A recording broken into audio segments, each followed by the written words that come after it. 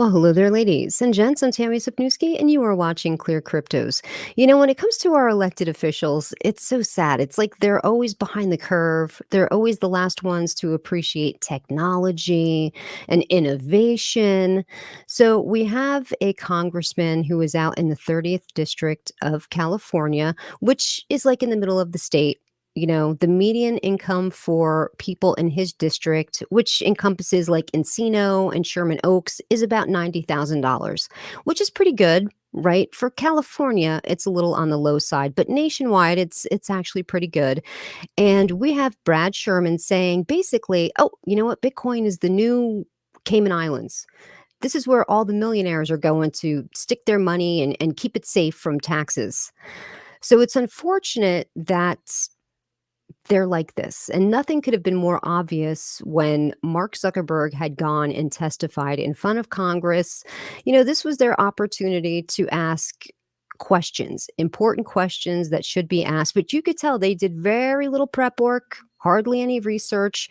They just looked like a bunch of old guys up there asking, well, can you show me how to work my phone? Like it was really embarrassing.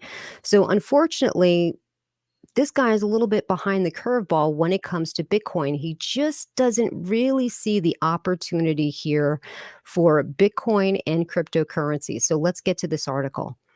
Brad Sherman, California congressman, continues tirade against Bitcoin. Brad, and there he is. That's Brad. That's Brad. Let me blow this up. That's Brad. Brad doesn't understand Bitcoin. Brad doesn't understand the potential of Bitcoin and cryptocurrency. Brad Sherman, who is a Democrat from California, of course, the majority of them are, a known opponent of crypto, has slammed Bitcoin as having no societal value.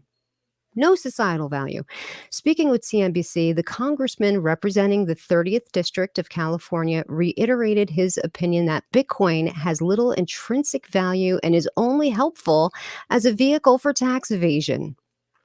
But he is optimistic that once you know your customer, KYC, and anti-money laundering rules come into play, cryptocurrency loses its merit as a vehicle for tax evasion. Bitcoin, he argues, can do little to build the U.S. economy because it is not backed by anything. So Brad doesn't understand stored value. Brad Sherman views are in the minority on Capitol Hill, thank goodness. One of Sherman's arguments against Bitcoin is that it aspires to be a currency that competes with the dollar. He said it comes from an anti-establishment culture designed to attack the powers of society. The sentiment was expressed during a House Financial Services Committee hearing for crypto bosses in December of 2021. Sherman's views are the exception rather than the rule amongst colleagues on Capitol Hill, where politicians seek to bring a coherent regulatory framework to oversee the industry. The California congressman wants to get the sector under jurisdiction of the SEC due to the agency's size and crypto's likeness to securities. On the other hand, the recent Loomis-Gillibrand Responsible Financial Innovation Bill advocated that some cryptocurrencies can be taken out of the jurisdiction of the SEC and placed under the purview of the Commodities Futures Trading Commission.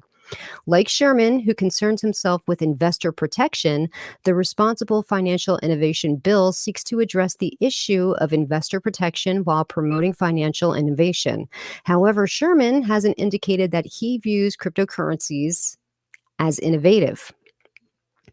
In a further blow to Sherman's lobbying, the Senators Debbie Stabenow and John Boozman recently tabled a bill intent on bringing most cryptocurrencies under the purview of the CFTC. Crypto has too much behind it, Sherman concedes. The congressman has put to bed any hopes he might have of cryptocurrencies being outlawed. Speaking to the LA Times on September 4th, Sherman lamented that contributions by key crypto industry advocates to politicians' campaigns have snuffed out any chance of crypto being outlawed. In May, BN Crypto reported that FTX CEO Sam Bankman-Fried had funneled over $30 million into a super PAC. These entities promote specific political candidates or lobby for their defeat. A group called the Financial Freedom Pact sought to oust Sherman in favor of Erica Rhodes, a believer in Bitcoin's ability to democratize finance.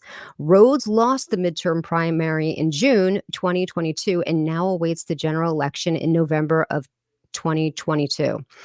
One of the founders of the Financial Freedom Pact said in May that the fight for Bitcoin will be a marathon and not a sprint. So there we go. That's the article. And hopefully, hopefully Brad, let's bring up the picture of Brad again. Hopefully Brad can learn a little bit about Bitcoin. He can understand how it's a stored value, and maybe he can see the potential of Bitcoin and how it's made so many people into millionaires. If you held Bitcoin for long enough, you became a millionaire. It changed a lot of lives. And there's other cryptocurrencies out there that have the potential to do the exact same thing. Instead of talking to his constituents about researching how they can better their lives, perhaps with cryptocurrency, Brad is just wanting to poo poo it.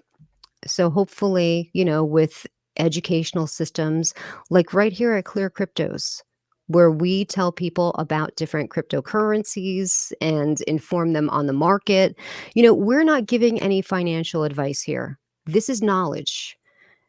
This is so that you can have a better knowledge of the framework of cryptocurrency and blockchain to make better financial decisions for you and your family when it comes to your investments. So maybe Brad should subscribe to Clear Cryptos and get into the loop. Well, that's going to do it here for me today. And until next time, I will catch you later. Take care.